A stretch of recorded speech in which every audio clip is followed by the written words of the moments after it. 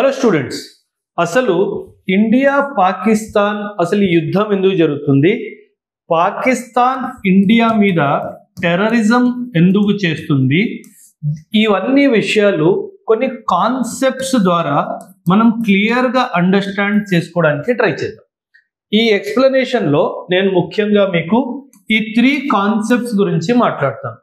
ఒకవైపు balance of power, ఇంకోటి strategic partnership and మూడోది అలయన్స్ పార్ట్నర్షిప్ అన్నమాట. సో ఈ కాన్సెప్ట్స్ తో పాటు అసలు ఎందుకు ఇప్పుడు యుద్ధం జరుగుతుంది, పాకిస్తాన్ ఇండియా మీద టెర్రరిజం అనే టూల్ ఎందుకు వాడుతుంది, ఇవన్నీ క్లియర్ గా ఒక 5-7 మినిట్స్ లో ఎక్స్ప్లెయిన్ చేస్తాను. ఖచ్చితంగా వినండి. అదే విధంగా very important concept for students who are planning to take PSIR as their option. No, first of all అసలు బ్యాలెన్స్ ఆఫ్ పవర్ అంటే ఏంటి, అసలు బ్యాలెన్స్ ఆఫ్ పవర్ అంటే ఏంటి, ఇది అర్థం చేసుకోవాలి మీరందరూ.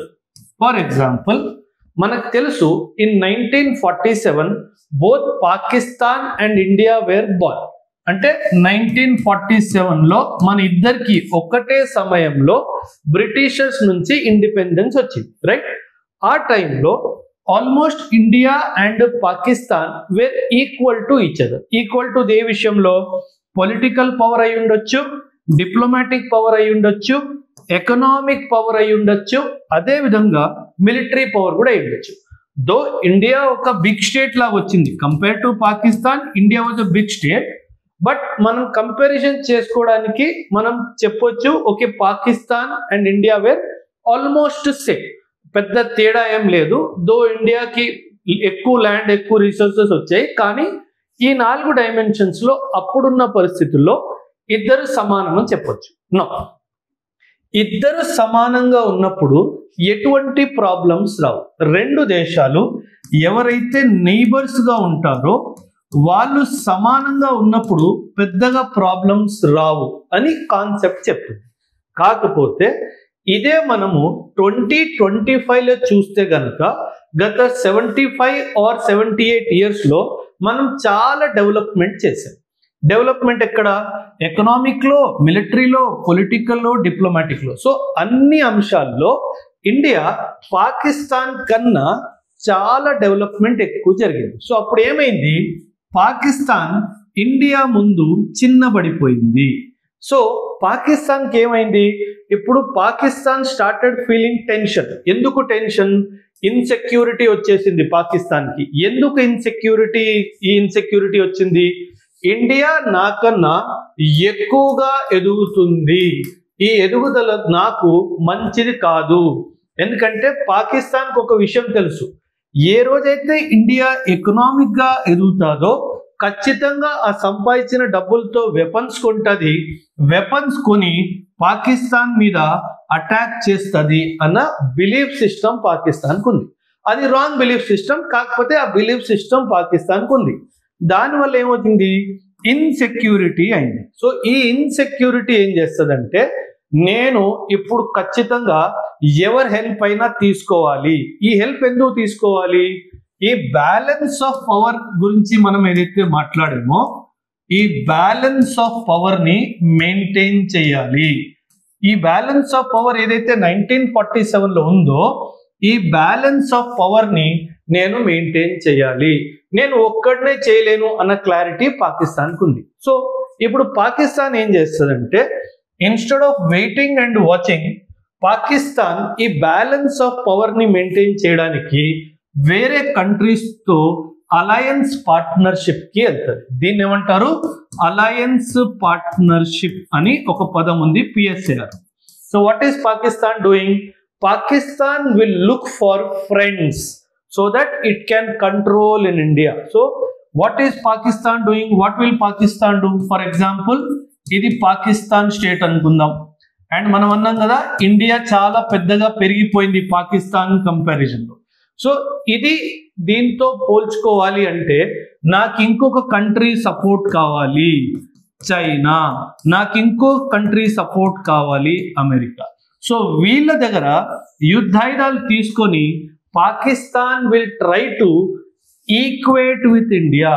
నేను నీతో సమానమే అని చెప్పడానికి పాకిస్తాన్ ఏం చేస్తుంది, ఈ కంట్రీస్ తో పార్ట్నర్షిప్స్ చేస్తుంది, ఈ కంట్రీస్ తో పార్ట్నర్షిప్ చేస్తుంది. ఇప్పుడు ఈ పార్ట్నర్షిప్ లో ముఖ్యంగా 2 రకాలైన పార్ట్నర్షిప్. ఒకటి నేను అన్నట్టుగా స్ట్రాటజిక్ పార్ట్నర్షిప్, ఒకటి స్ట్రాటజిక్ పార్ట్నర్షిప్ ఒకటి.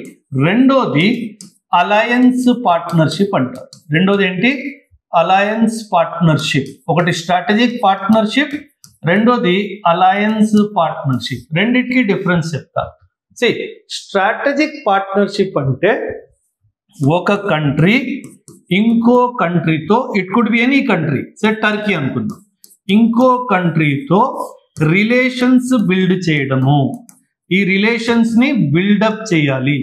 ఈ రిలేషన్షిప్స్ ఎంతలా బిల్డప్ అవుతాయంటే, ఈ కంట్రీతో, ఈ కంట్రీ పాకిస్తాన్ టర్కీతో అన్ని చేస్తుంది, ట్రేడ్ రిలేషన్షిప్స్ చేస్తుంది, కల్చరల్ ఎక్స్చేంజెస్ కూడా చేస్తుంది, అదే విధంగా వెపన్స్ కొనడం కూడా చేస్తుంది, అదే వెపన్స్ పర్చేస్ కూడా చేస్తుంది.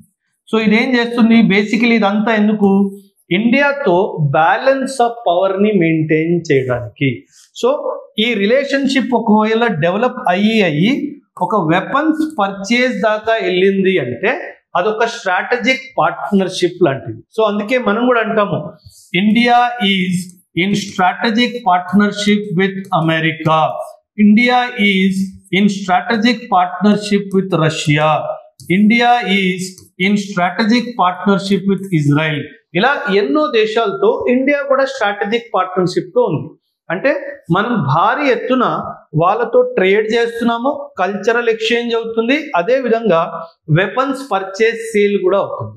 సో అలాంటప్పుడు ఈ స్ట్రాటజిక్ పార్ట్నర్షిప్ కి అలయన్స్ కి తేడా ఏంటి, బిగ్గెస్ట్ డిఫరెన్స్ ఏంటంటే ఇక్కడ రిలేషన్షిప్ వెపన్స్ పర్చేజ్ సేల్ దగ్గరే ఆగిపోయింది, దీనికి ముందు వెళ్ళలేదు. అలయన్స్ పార్ట్నర్షిప్ లో ఏం జరుగుతుందంటే, అలయన్స్ పార్ట్నర్షిప్ లో ఏం జరుగుతుందంటే ముఖ్యంగా అలయన్స్ పార్ట్నర్షిప్ లో ఫర్ ఎగ్జాంపుల్ పాకిస్తాన్ ఉంది. ఈ పాకిస్తాన్ ఏమంటది, నేను అమెరికాతో అలయన్స్ పార్ట్నర్షిప్ లో ఉన్నాను అని చెప్తుంది. అంటే ఏంటి, if any country, for example India, if India attacks Pakistan, if India attacks Pakistan, దాన్ని అమెరికా మీద అటాక్ లాగా భావిస్తారు. So if Pakistan says I am in alliance partnership with America, then if India attacks Pakistan, it will be considered as an attack on America. In that situation, it means that these two countries are in alliance partnership with each other. మీకు కొంతమంది తెలిసి ఉండొచ్చు, NATO ఈ పదం వినుంటారు, north Atlantic Treaty organization. దీని పేరు North Atlantic Treaty Organization. ఇందులో యూరప్, అమెరికా లాంటి కొన్ని యూరోపియన్ కంట్రీస్ ఉన్నాయి. వీళ్ళకు భయం ఏంటంటే రష్యా మా మీద అటాక్ చేయొచ్చు, రష్యా యూరప్ మీద అటాక్ చేయొచ్చు. సో వీళ్ళందరూ కలిసి ఒక అలయన్స్ పార్ట్నర్షిప్ చేసుకున్నారు. ఆ పార్ట్నర్షిప్ ఒప్పందం ఎలాంటిదంటే, రష్యా ఈ నేటోలో ఉన్న ఒక్క కంట్రీ మీద కూడా అటాక్ చేస్తే మిగతా కంట్రీస్ మీద కూడా అటాక్ చేసినట్టు లెక్క. సో వాళ్ళందరూ కలెక్టివ్ గా రష్యా మీద దాడి చేస్తారు. దీన్ని అలయన్స్ పార్ట్నర్షిప్ అంటారు. కాకపోతే ప్రస్తుతం పాకిస్తాన్ తో పాటు అలయన్స్ పార్ట్నర్షిప్ లో మాత్రం ఎవ్వరూ లేరు. కాకపోతే పాకిస్తాన్ తన చైనా రిలేషన్షిప్ ని ఎలా డిఫైన్ చేస్తుందంటే, మీ అందరికీ నవ్వు రావచ్చు, how Pakistan says my relationship with China, Pakistan's relationship with China.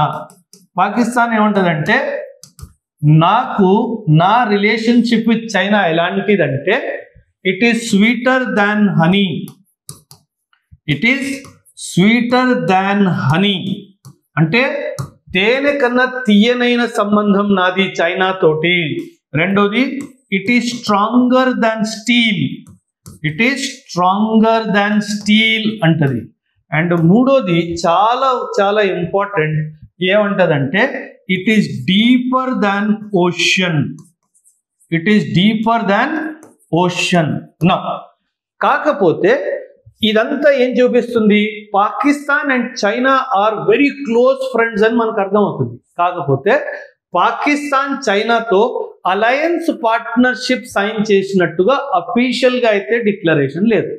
But China ఎప్పుడైతే నేను పాకిస్తాన్కే సపోర్ట్ చేస్తాను, టర్కీ ఎప్పుడైతే నేను పాకిస్తాన్కే సపోర్ట్ చేస్తాను, అజర్బైజాన్ ఎప్పుడైతే నేను పాకిస్తాన్కే సపోర్ట్ చేస్తాను అని చెప్పారో, మనం ఒక్కటి అర్థం చేసుకోవాల్సింది ఏంటంటే బహుశా వీళ్ళు ఒక మెసేజ్ ఇవ్వడానికి ట్రై చేస్తున్నారు, that we're there to protect Pakistan.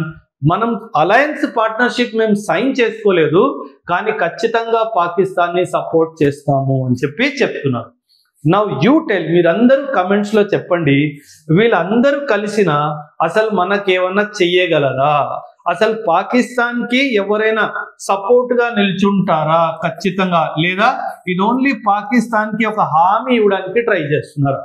మీ అభిప్రాయాలు కమెంట్స్ రూపంలో ఖచ్చితంగా చెప్పండి. అండ్ అదే విధంగా ఇండియా కూడా ఏం చెయ్యాలో అన్నది కూడా చెప్పండి. ఈ అలయన్స్ పార్ట్నర్షిప్ లాంటి రిలేషన్షిప్ ని బ్రేక్ చేయడానికి, మనం సర్వైవ్ అవడానికి ఇండియా ఏం చెయ్యాలి అండ్ ఇండియా ఏం చేస్తుంది, అవన్నీ కూడా కమెంట్స్ లో చక్కగా రాయండి. Thank you. జై హింద్.